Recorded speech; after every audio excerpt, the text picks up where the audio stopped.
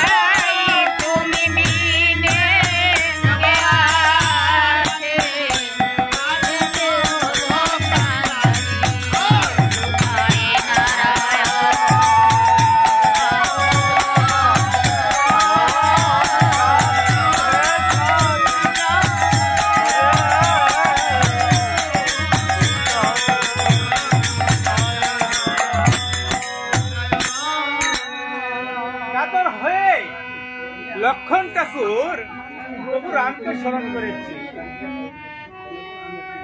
আর এদিক দিয়ে আমার প্রভু রাম জানতে পায় 1 লক্ষণ যদি 60,000 লক্ষণ হতে পারে তাহলে করতে হবে বরণ। লক্ষণটাকে তো বলেছে কেমন? বিশ্বমিত্র মন্ত্র যখন পড়লে শুনে দিচ্ছে 1 লক্ষণ 60,000 লক্ষণ হয়ে গেল।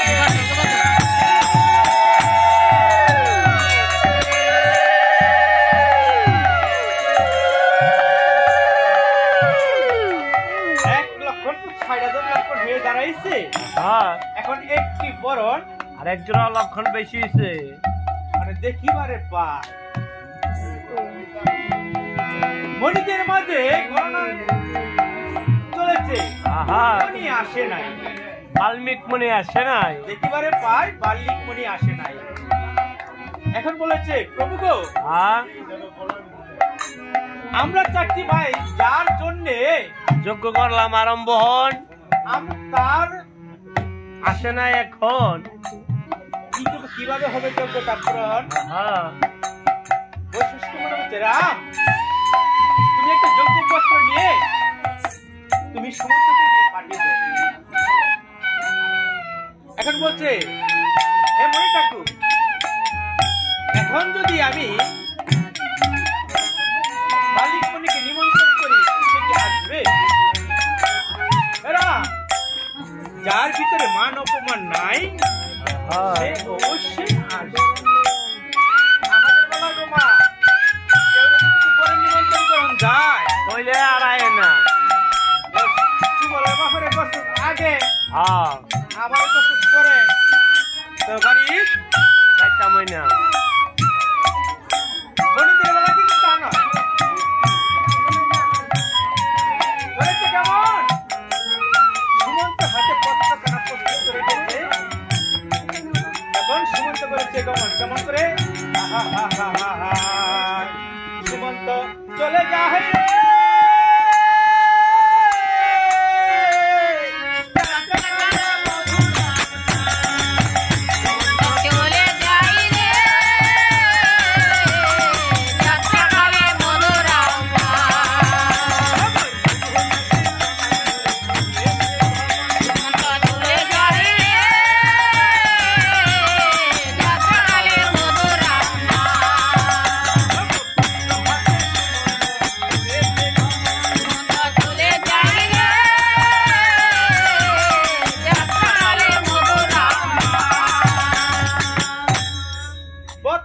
সুমন্ত করেছে কেমন?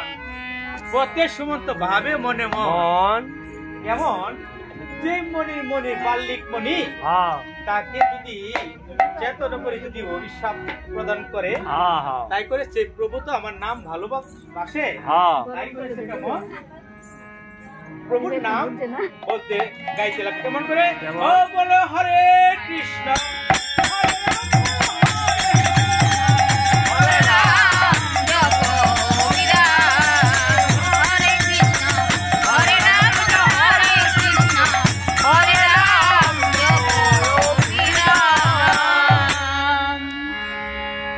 ভাল্লিক মণি চেতন হরে আমায় শোনালে কি মধুর নাম, শোনালে কি মধুর নাম, শোনালে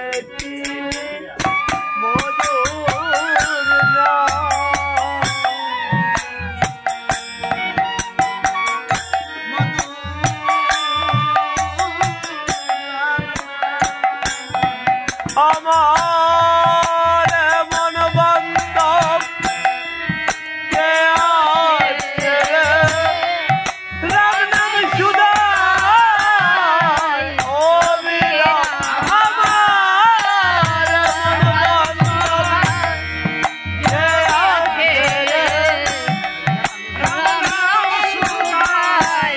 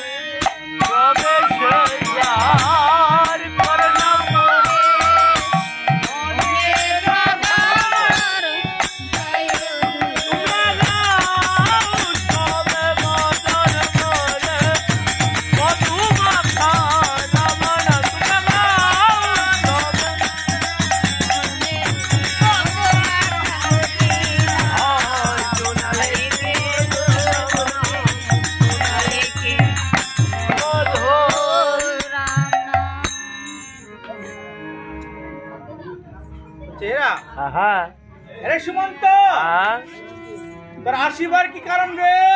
নিমন্ত্রণ করিতে। কিসের নিমন্ত্রণ? পত্রখানা পাঠ করে দেখুন, সব বেরো। পত্রখানা পাঠ করে দেখি পারে পা। হ্যাঁ, অযোধ্যায় কমলোচন নিমন্ত্রণ করিয়েছি, দেখা যায়।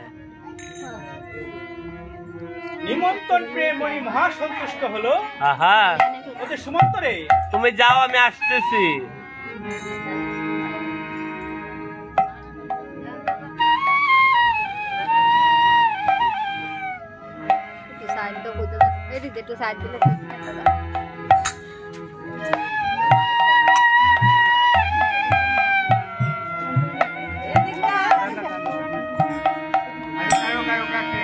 আয়ো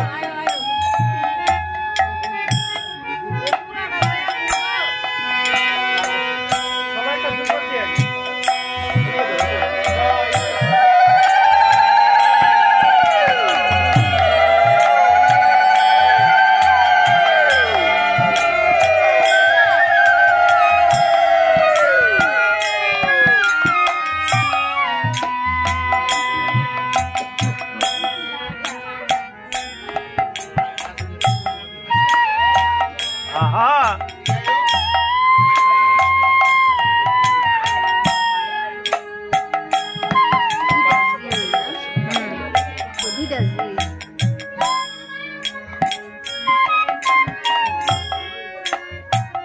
সবাইকে আশীর্বাদ করবেন।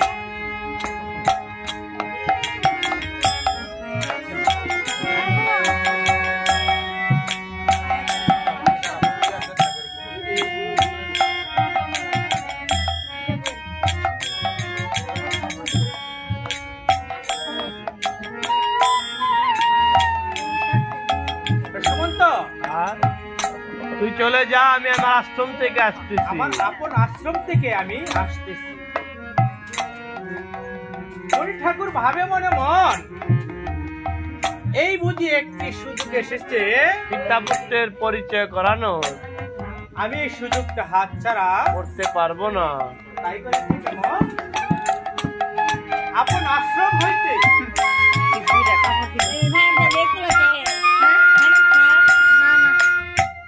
আপন আশ্রম হইতে গিয়ে পঞ্চবটি বনে গিয়ে পিতা দেবীর নিকট গিয়ে দিচ্ছে দর্শন।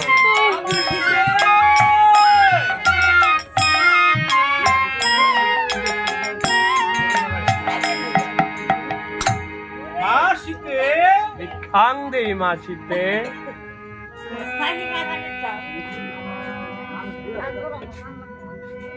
বলছে পিতা গো, সামান্য ডেকেছিলাম তোমাকে পিতা, তাও শোনালে এত দুঃখের কথা।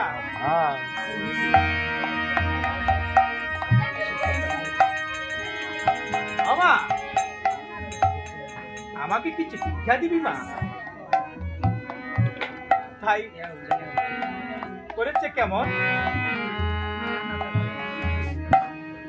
মাসিতে বলতেছে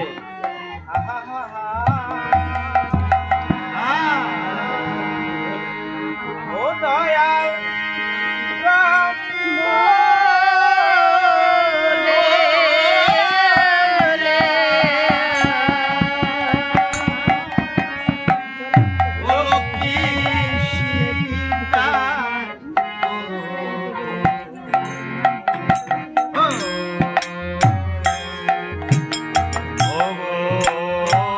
সীতা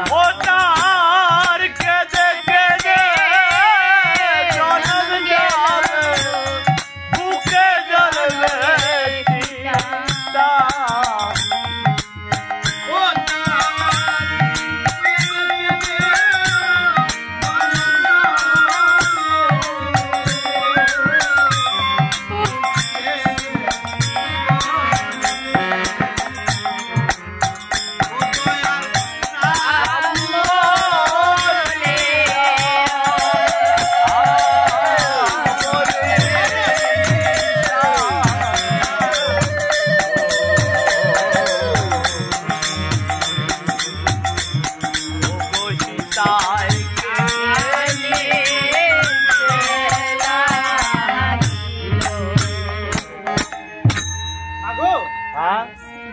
আমি তোর কাছে তোর পুত্র দুইটাকে ভিক্ষা নিতে এসেছি মা। টাকা পয়সা স্বর্ণ গয়না তোর কাছে চাই নাই। না মা তাড়াতাড়ি দে মা, 12টা বাজে দিতে গাড়ি বাজতে না।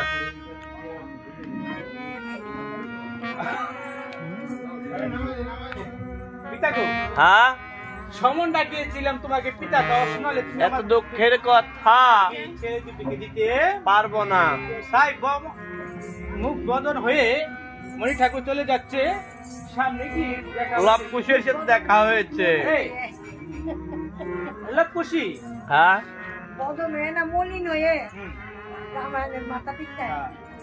আরে লব কুশি, হ্যাঁ এই অযোধ্যায় তাদের পিতা হ্যাঁ অশ্বমেধ যজ্ঞ আরম্ভ করেছে, তোদের এখানে গিয়ে রামায়ণ কীর্তন করতে হবে। দেখ আমার হয়েছে নিমন্ত্রণ, হ্যাঁ তোর মার কাছে চেয়েছি তোরা দুটি ভাইকে ভিক্ষা, তোর মা দিকে রাজি হলো না। তাই করেছে কেমন?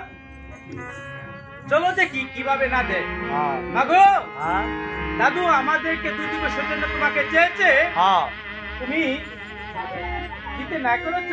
ঘর বাবা আমরা সারা জীবন কি এভাবেই থাকবো নাকি? না না, আঙ্গ বড় বড় জায়গা পাইলে আমরা একটা রিহার্সাল দিয়ে অযোধ্যার থেকে।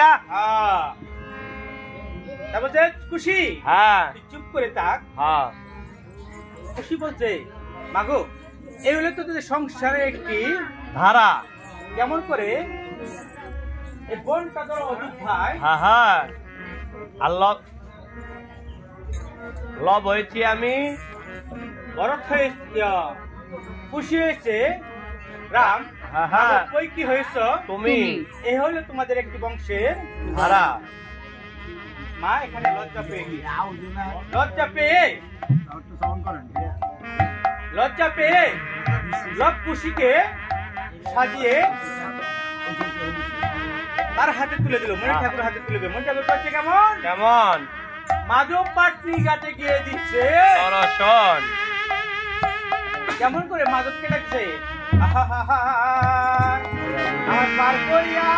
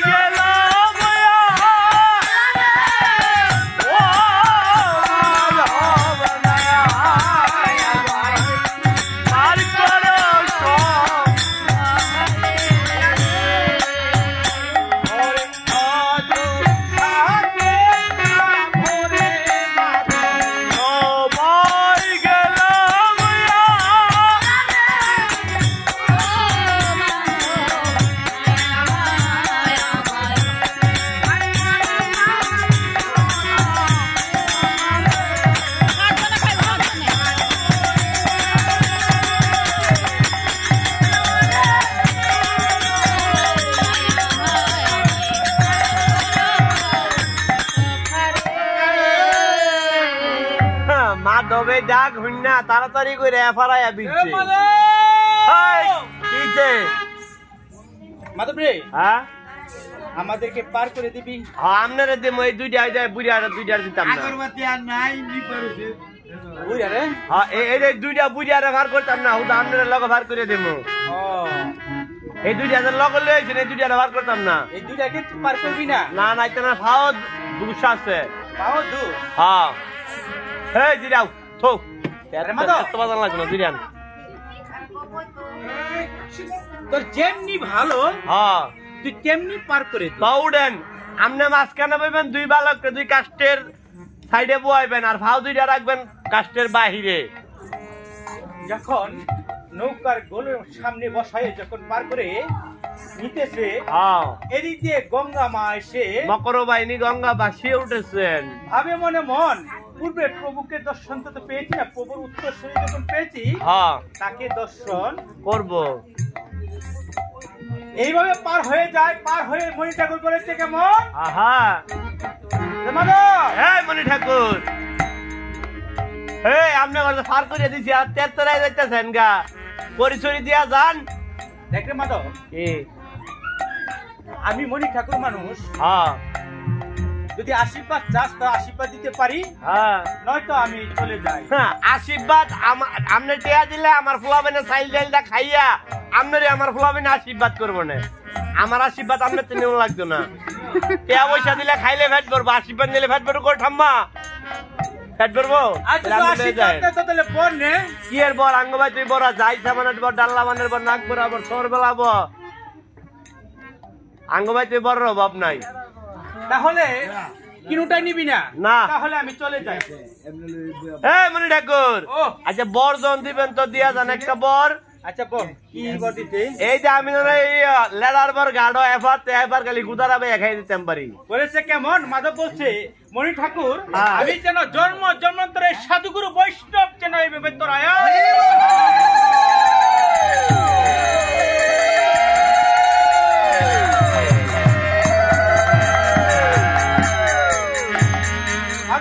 হ্যাঁ এই মনি ঠাকুর আমার কি এলো আর বর দিছেন আঙ্গ বাড়িতে আর একটা বর দিতে হইব বাড়ি হ্যাঁ কার জন্য কার জন্য দিতে আপনি তোর বাবার জন্য বাবাই বুড়ো হয়ে গেছে বর নিয়ে আমি কি করবো বাবার লাগে দুদিন পরে মরে যাবো গা ও তাহলে তোর মার জন্য মা যা আরো বুড়ো হয়ে রয়েছে বাপের চেয়ে বেশি শৈল বাগা থাকে না বেটি ও বুঝেছি তোর বদির জন্য হ্যাঁ বদির লেগে ভাইয়া আছে না আমার বিধান ভাই দুদিন আগে বিয়া করছে বিধান ভাই আছে না কিতা কইছো কইছে আমার বদির লেগে বল আমি কি আমার বদির লেগে তো আমার বিধান ভাই আছে তাহলে তোর ভাইয়ের জন্য আর না ভাইয়ের লেগে বদি আছে হারা বাড়ি ঘুরা ফিরা করা খালি হেভি যা আর বাড়ি ঘুরে মানুষ ও বুঝেছি তোর বউর জন্য সে গো হারা দিন থাইকা না বুঝছে ও তাহলে মাধব হ্যাঁ একটা কাজ করতে হবে কি?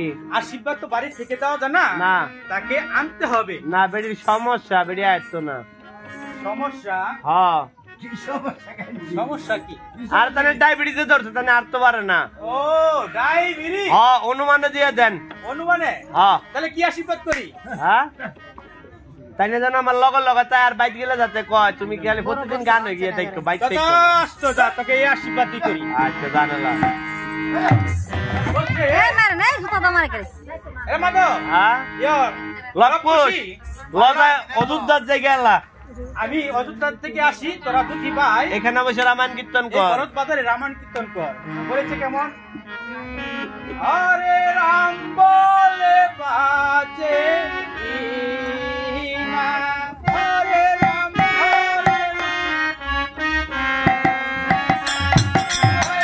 রাম বলে বাজে বিনা ওরে রাম বলে বাজে বিনা ললিতা পন বাজে বীণা, তারে তারে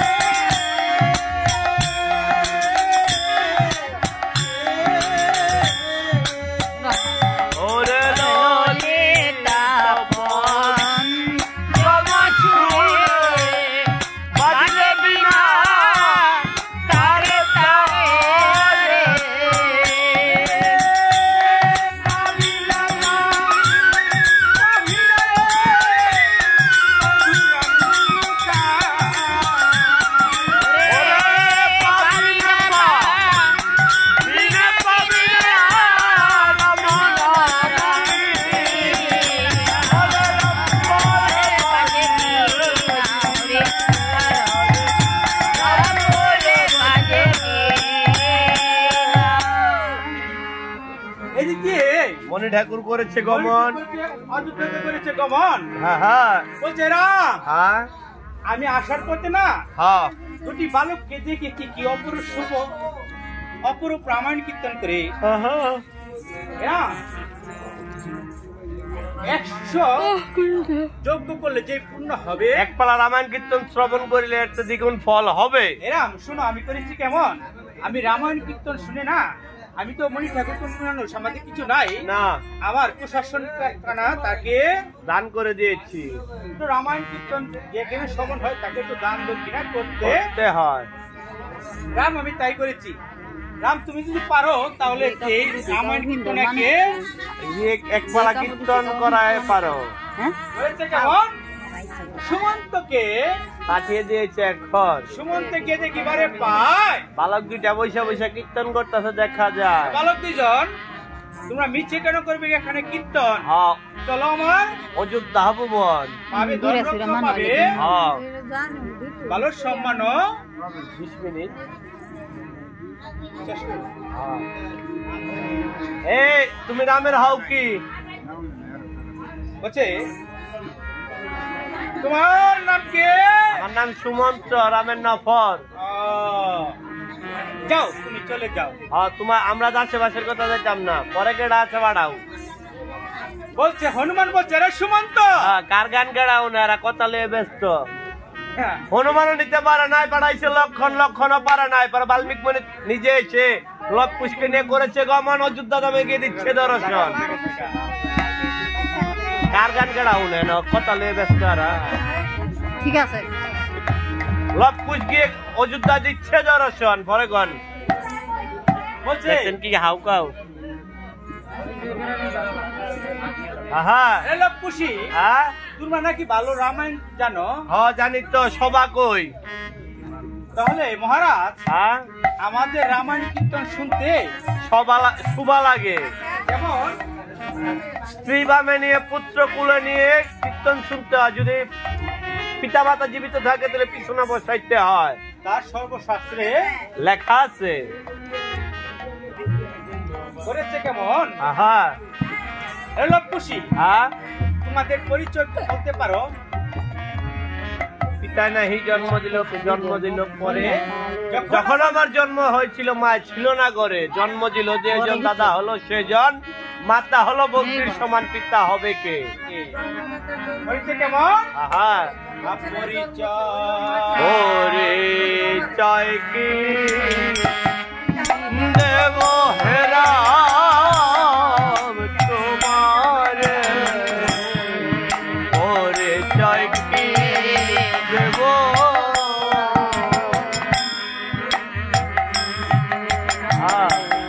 আমরা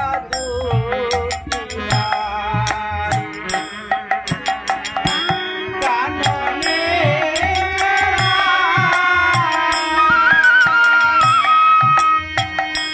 ভাবিনি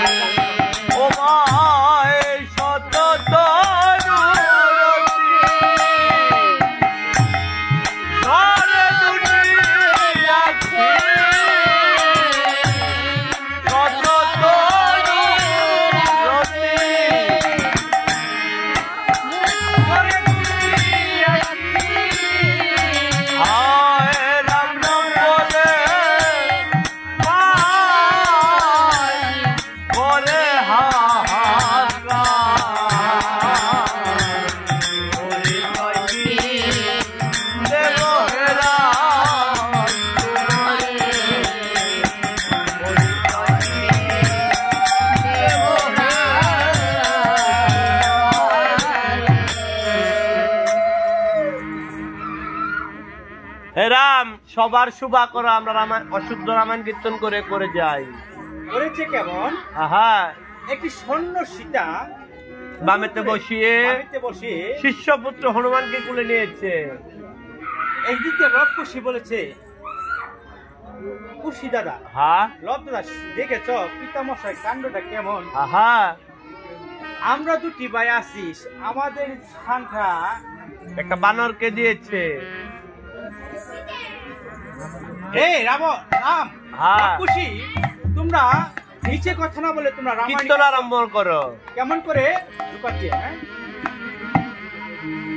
আহা, আর দুঃখ দিলে, হ্যাঁ, আর গান গাই তো কই, না গানটা গাই তো কই, গান গান গান। প্রদীপ জ্বলিয়ে বিনাই দিল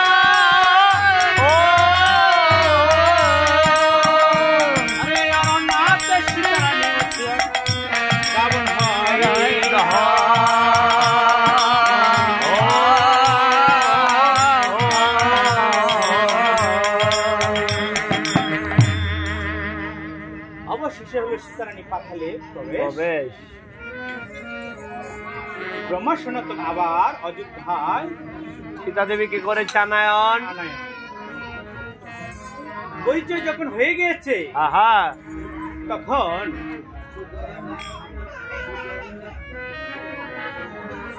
পিতা হয়ে তো আর সন্তান না নিয়ে পারে না, তখন ডাকতেছে কেমন, চলে আয় আয় রে বাঁচা দো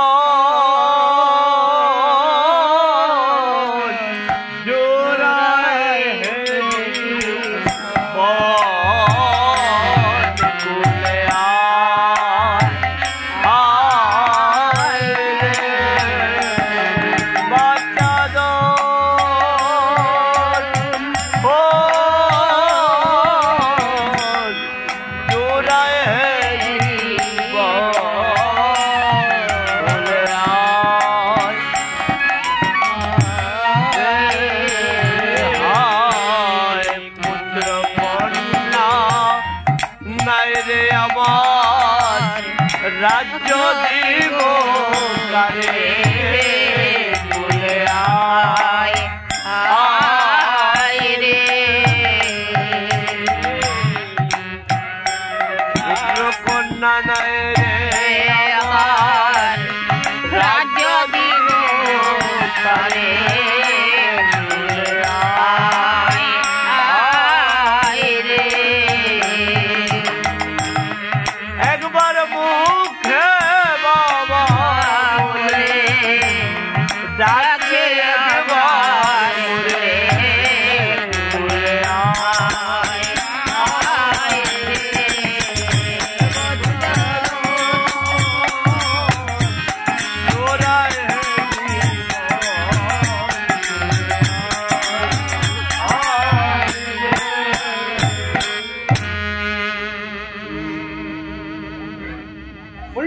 বছরের লবকুশি এ হলো তোদের পিতা। বলছে, দাদু হ্যাঁ, মা যদি বলে সে আমার পিতা তাইলে ডাকবো তাদের পিতা, না হয়তো ডাকবো না। তখন মা সীতা দেবীকে লক্ষণ ঠাকুরকে দিয়ে পাঠিয়েছে পঞ্চবটী বনে। হ্যাঁ, রথে করে অযোধ্যায় এসে দিচ্ছে দর্শন। বলছে মা গো, হ্যাঁ, জানো কি প্রভুর আদেশে আমি তোমাকে বনে দিয়েছি। আমার প্রভুর আদেশে আজকে নিতে এসেছি, চলো। যখন মা জন্য কি রথে একটি পা দিবে, হ্যাঁ, এসে পশু পাখি জড়িয়ে বলছে, এ রাম রাম, তোমরা রাম নাম বলো সবে, বদন ভরিয়া অতি রাম নাম দিবে। ওরে রাম নাম বলো সবে, বদন ভরিয়া গো। ওরে পশু পাখি দেখে বলে কোথায় যাও মাসিতে, ও গো, কোথায় যাও মাসিতে। তোমা বিনে তো পূর্বজ আন্ধার হইয়া গেল গো। কোথায় রাম নাম দিবে, রাম নাম বলো সবে, বদন ভরিয়া গো। পশু পাখি বলছে, গো মা 14টি বছর তোমার সাথে মা থেকেছি। মা গো, এমন একটি দুর্ভাগা জন্মে আমরা ঠাই পেয়েছি, তোমাকে মা একবার সেবা করালেন।